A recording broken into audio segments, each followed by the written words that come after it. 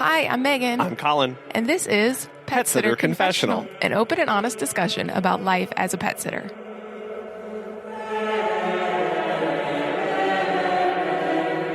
Hello, welcome to episode 231. Hello.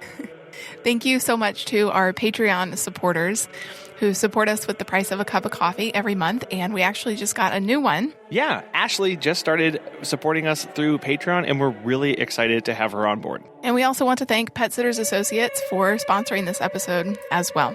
We gave a little bit of an update on us last week, but something that we forgot to mention is that in October, we actually hired our first 2 employees. How did we forget to talk about that? I don't know. It was kind of a big deal for us. Yeah. It was a big shift, big process. There were a lot of moving pieces involved, and we definitely want to break that down on a full episode really soon. Many episodes, yeah, actually. It's going to be basally all of 2022 is just going to be us talking about our hiring.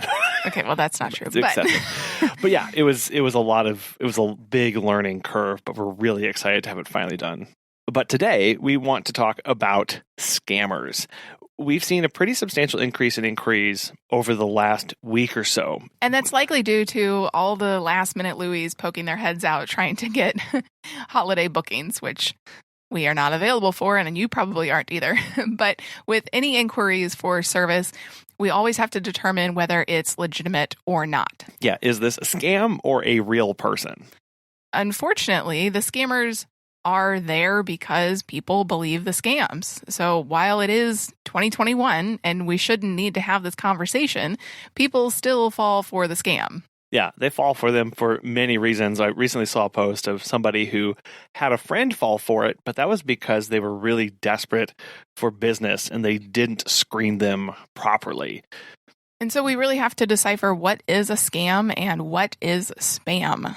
So today we want to talk through a couple sniff tests that you can apply to inquiries as they come in, and talk about whether there are any systems that we can set up to avoid them and the headache that comes from it. So unfortunately, scammers are a part of this industry, and they're not a big part, which is good, but they are there. And they can end up really costing you hundreds or thousands of dollars, and obviously tons of wasted time as well. So the difference between a scam and spam is what? Yeah, a scam is where they're trying to get something from you, while spam is mostly just unwanted and mostly harmless things. Think of those advertisements that you get either in the mail or in your email inbox. Scammers are nefarious, though. They're trying to get something from you. Most of that is money. And one of the most common things that we see in the pet care industry is basically a scammer is trying to send you too much money for your services. And it's like, why are they doing this? Well, they try and get you to spend money to buy things for them that you then mail to them. And it's all before the check bounces and you end up having to eat all of that money that you've just spent buying these items or sending them a refund because they sent you too much money. Scammers may also legitimately have a dog, but they really try to falsify the events to get you to pay for damages. And so the first way to tell if it's a scam or not is how were you contacted? If someone reaches out to you through a method that's out of the ordinary, that should really send red flags. Yeah, so if you all of a sudden start getting messages on LinkedIn about services for dog care or cat care and you never get inquiries through that way, or you don't even have it on there that you are a pet sitter, then that would be something that you would need to take a second look at. Or if you have an email address, but you don't ever use it, or you don't have it on your website or any of your marketing materials, and somebody reaches out to you through that, you know that's probably a scam because nobody knows that email address. A second sniff test to apply is whether they're asking for extended or really complicated stays. And usually they present it like this. They're needing service for a family member's dog while they get settled in somewhere. And they're coming in from out of town and they need to pay you in multiple ways or part now and part later. And they start adding a lot of contingencies to the plan or having multiple moving pieces with multiple people involved. The more complicated something gets and the less you understand exactly what's going on, the most likely that it's going to be a scam. Yeah, so this has nothing to do with pet care, but we were selling our computer recently, and every person that was contacting me through Facebook was saying, I need to buy this for my daughter, or I need to buy this for my niece. It was for somebody else. And it was really complicating the process. And I would say, what is the address? And they would send it. And it was just like far away or really complicated. Didn't match the person's profile. So that's something else that I will say, that the more complicated something gets, see if you can social proof the person that's contacting you. Can you find them on Facebook? Or fastpeoplesearch.com is one that we use an awful lot to see if the person is actually real and whether their information matches with what they're telling us. But cross-referencing this will really help you understand what exactly is going on.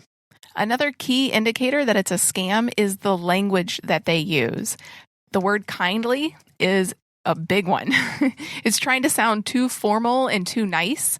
So if they say, kindly let me know, or kindly give me a quote, if it sounds like it's really describing a process, it is probably a scam. Yeah, the more details they give you of step by step by step of what they want to do and how they want it to happen. There was one that I came across on a Facebook group where the person was like, yeah, when I send you the check, please kindly deposit it into your bank account so you will have the money available to you. Nobody in the world describes what it means to deposit a check and why you would need to do that. That's a very key indicator that this person is scamming you. As I briefly described at the beginning of the episode, the fourth indicator that may be dealing with a scammer is that they're trying to pay you way too much and above and beyond your price. So usually, again, it's so that you can do something like buy food for the dog or run errands for them. Yeah, there's extra supplies that they're doing because they're moving into town and they need these things for you to do. Well, and a lot of times they'll say move into your area. Which, what does that mean? My area. Yeah. Again, these it can go either way. They can be very descriptive about certain processes and then be very generic and vague about other ones, leaving you unsure about what's going on. But again, when they pay you too much money, they'll say, use this extra money above the services for pet care and send these things to me or send them to this address so that I can use them. And the scam here, again, is that they'll send you the check, you'll deposit it, buy the items and send them, but then the check will bounce. And then all of that money that you just spent will be taken out of your account and they'll get the items for free. Well, and a lot of times this is why pet sitters don't even accept checks anymore. They just do their software. It's paid through there. The credit card is charged right away or half up front, whatever you choose to do. And that lets you know that I'm actually being paid for this and it went through and I don't have to wait several days for the check to clear. Right. And so basically, if it sounds too good to be true, it probably is. If they were recommended by someone and need you 3 times a day for 5 days a week while they're at work, but they don't know exactly where your service area is, it's probably too good to be true. Yeah, if they make it sound like money is no object for them and they're willing to pay for absolutely everything and it's not a concern, ask more questions, send more detailed responses to them, and really dig into exactly what they want. Yeah, a lot of times when there's a scammer come across my emails, I will kind of play with them a little bit. What? Well, like the computer example, I asked, why are you buying this? Who's it for? Where am I sending this? And when I Googled the information, it led me to believe that these people were not real. They had just taken over these Facebook accounts and they were just trying to get this computer so they could resell it at a higher price or whatever. Yeah, that is what you said there is a really good point. Is many of these times you'll get a request on Facebook from somebody and they look legitimate. There's a profile picture. They have a long history. They've been on Facebook for a really long time. And so you may feel like, oh, this person's real. But be very careful. And one thing that we did is we started going to photos of people and looking at the comments, and they were all from the same couple accounts, and they all were copying and pasting the same kind of comment for each photo, making it look like there was engagement. What had happened for this person was that their Facebook account had been hacked and taken over, and now was being used by scammers to get money from people and led them to believe that they were dealing with a real person. And so a beautiful thing has come about called Google. It's a what? The internet is a wonderful tool that you can use. If you receive a suspicious email or a phone call, Google the phone number, like you mentioned, fastpeoplesearch.com, or just type it into Google. Google the email address. If it's a scam, it will likely pop up. They reuse phone numbers, they reuse email addresses. Well, and if you find somebody on Facebook that reaches out to you, see if you can find them on another social media platform and see if you can find out more information about them and see if that is actually matching up with what you're seeing there. And another key indicator is if they are asking for your bank account information so they can send you the check, if they need a routing number, if they need an account number, if they even need what bank you go to. Right. These are red flags that you need to be aware of. What's not a scam is Pet Sitters Associates. As pet care professionals, your clients trust you to care for their furry family members. For over 20 years, they have provided thousands of members with quality pet care insurance. If you work in the pet care industry or you want to make your passion for pets into a profession, you can take your career to the next level with flexible coverage options, client connections, and complete freedom in running your business. Learn why Pet Sitters Associates is the perfect fit for you and get a free quote today at PetSitLLC.com. You can even get a discount when joining by clicking Membership Pet Sitter Confessional and use the code CONFESSIONAL at checkout to get $10 off today. Check out the benefits of membership and insurance once again at PetSitLLC.com. It's always easy to figure out if you're dealing with a scammer. If you say something like, if you get contacted by somebody you're not sure, respond with something like, great, once you fill out your online profile and we set up a meet and greet at your home, we don't accept payment until after a meet and greet is conducted in person. If you say that and it's a scammer, you're not going to get a response, or you're going to get some pushback of why they can't do that. They have a certain circumstance where they're coming in from out of town. They don't have a place yet. They don't have a bank account. They need this other thing done. The more excuses or ways they try and get around that and pressure you into breaking your boundaries, the more likely it's going to be a scam. Or, Megan, you mentioned earlier, don't accept checks. So if you respond with, great, that sounds like a great time to meet, we don't accept anything other than credit card payments. Hope that works for you. They're not going to work for them if it's a scammer because they'll want to send you that check and get that in your hand so it can bounce and you'll have spent your own money.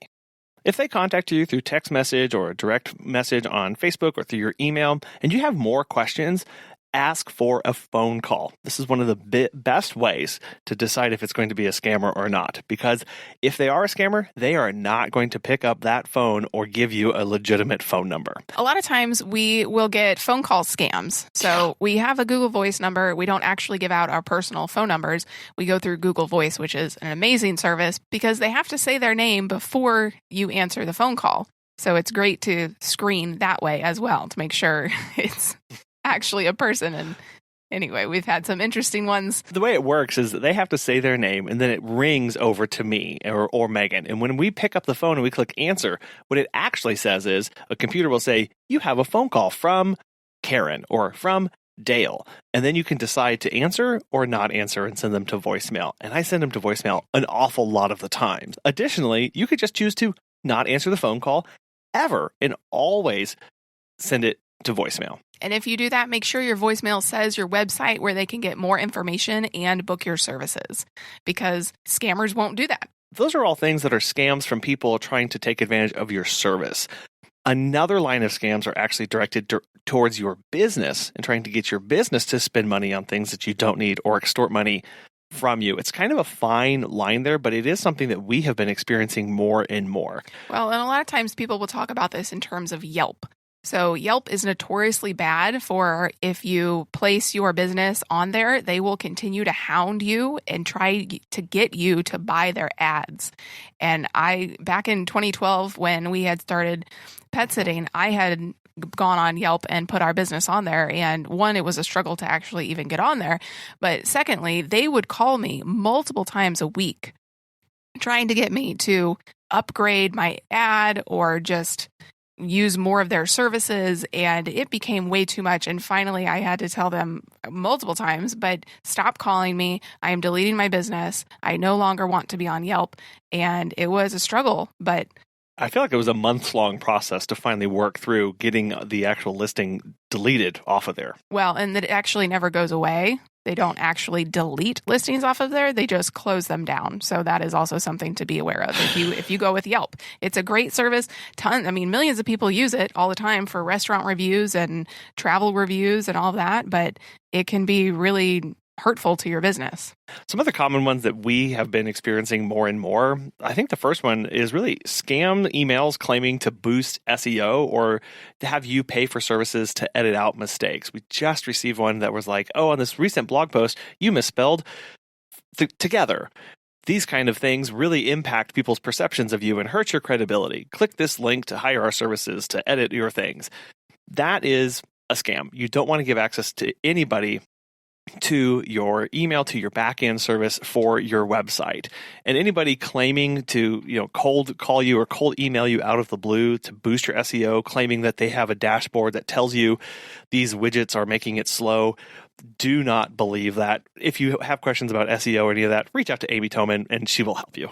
Yeah, she was on episode 120. Excellent episode, and we're going to have her back on soon. Yeah. Also important, if you receive an email, check who the actual email is from. Yes. I just received an email claiming to be from Apple, asking about giving me a survey for how my recent repair was on my iPhone, which was interesting. We didn't get one. Because I haven't repaired that. And I checked the email, and it said, Apple today at insideapple27@gmail.com or .com. Yeah, I was like, okay, that is definitely a total scam. And if you're on social media, you will probably get a lot of scam direct messages to you from quote unquote social media experts claiming that you can help boost your reach if you just use their services or go to this link or whatever.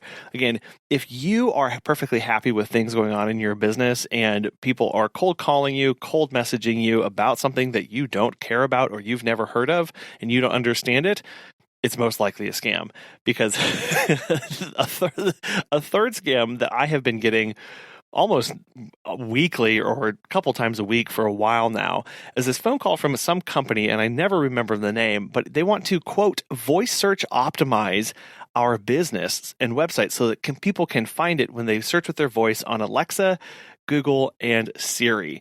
And they'll say, we've checked our dashboard and see that your website isn't optimized, and we want to help you with our services for a small fee. Here's the thing. All of those voice services use Google to search. All they do is they take a simple voice-to-text search and then slap it into Google and read back the results. So if you're on Google and you've got a good Google My Business, you're going to show up. And these people prey on the thought and idea that a lot of people don't understand that, or they think, ooh, voice search is something new. That must be totally different and not linked to these other things. Again, they're trying to make this overly complicated and use a lot of terms that are very common and that a lot of people might not have some connections with. And they want to pay, they wanted our business to pay for them to, quote, voice search optimize the website to make it appear on these listings, which is a total fraud and a total waste of money. Well, and again, a lot of times they'll use technical terms that the average Joe or Jane like me won't know. Yeah, I don't know what voice search optimization means, and that's how they get you, because they use these overly technical terms that you don't know what they mean. So really, what can you do? Scammers are out there. They are in every industry, even the pet care industry. What can we do? And it's really all about the processes. Honestly, it's simple.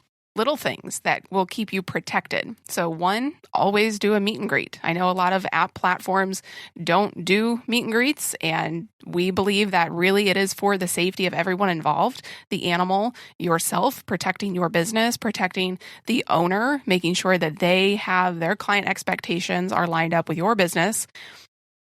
And so making sure that you do a meet and greet, make sure you meet a real person. You can't really fake a real person. And it's so easy these days, even doing a virtual meet and greet with Zoom or FaceTime and having them show you the outside of their home with the address located there, or little things that you can ask about to pick up on to see that it's going to be real because you're going to be protected. Obviously, there are times where you can't do a meet and greet, or it's not something that you think is necessary, and you have to use your best judgment on that. But again, that kind of thing can really help solve a lot of these problems. And the second big one here is never, ever, ever, I don't think I can put enough exclamation points around ever, give out anything about your banking information or any other identifying information over the phone or text or email or direct messaging on social media platforms. That is not the way those things are done or handled ever. And if anybody asks you, oh, I just need your routing information and we'll be all set to go. No. No.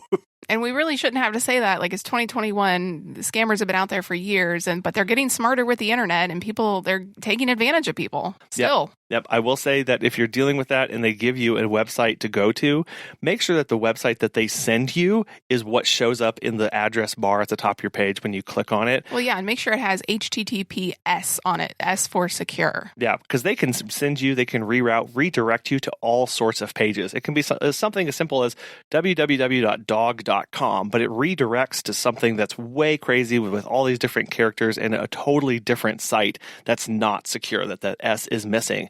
Back out, delete your browser cookies and history, and hope no they didn't. Cookies. No cookies. And then if you're ever really unsure of something, talk it out with someone. Post it in a Facebook group. Ask for advice, a fellow sitter in your area, if they've seen something like this before, or post it in our Facebook group, Sitter Confessionals. We'd be happy to give you any input, and there are tons of other sitters in there who would be happy to pick apart that scam if that's the case. And obviously, at the end of all of this, trust your gut. This is your business. This is your baby that you have grown from the ground up. And obviously, none of us ever want to be taken advantage of. We don't want to deal with scammers or spammers. And so it's just important, like at the meet and greet, when you go and you say, yes, I'm willing to take you on as a client, trust your gut with these interactions that you have in email, in text message, in phone calls. It's crucial. Yeah, and this may sound like we're being overly paranoid about this, but at the end of the day, what the worst thing that's going to happen is you're going to have better processes and better screening results for people who are contacting you, and you will probably end up with better clientele at the end of it and a more streamlined, efficient process that's going to help you organize everything and understand exactly the needs of people who are getting in touch with you, and that's going to be better for you and your clients, especially if they're not a scammer. If you've ever had an interesting scammer contact you, let us know. We would love to share it on the podcast or have you come on and talk about your experience and how you dealt with that. You can let us know at Facebook or Instagram at Pet Sitter Confessional. On this week's Ask a Pet Biz Coach with Natasha, she answers the question, how do I set better boundaries? I just started talking about this the other day. Boundary setting really comes down to knowing who you are and what it is that you stand for. So when you understand who you are and what you stand for, it's much easier to literally say the word no. And I think it's something that a lot of us, we struggle with it, Most people want to make our clients happy. We don't want to tell them no. But at the end of the day, if it's going, past your policies, if it doesn't align with what you stand for, that you already have outlined for your team and your vision, then it's going to be a boundary. I tend to not like to make up things for clients, on the fly. So if you make it a policy, it becomes a boundary and it's just something you stand by, then it doesn't make it so personal. Well, it does take some being introspective about what we want. And I really think that gets at the heart of who we think we are to then start setting up those boundaries around us. Exactly. If you'd like to work with Natasha and have her coach you in your business to help you grow and meet your goals in 2022, head on over to startscalesale.com and use the code PSC20 for 15% off her services. We really want to thank our Patreon supporters and PetSers Associates for making today's show possible, and you for listening and for showing up every week and for contributing and helping support the show. We can't tell you how much it means and how much we appreciate it. If there's ever a topic that you guys want us to talk about or a specific person that you'd like Colin to interview, we would be more than happy to do so. We want to keep doing this podcast for as long as possible.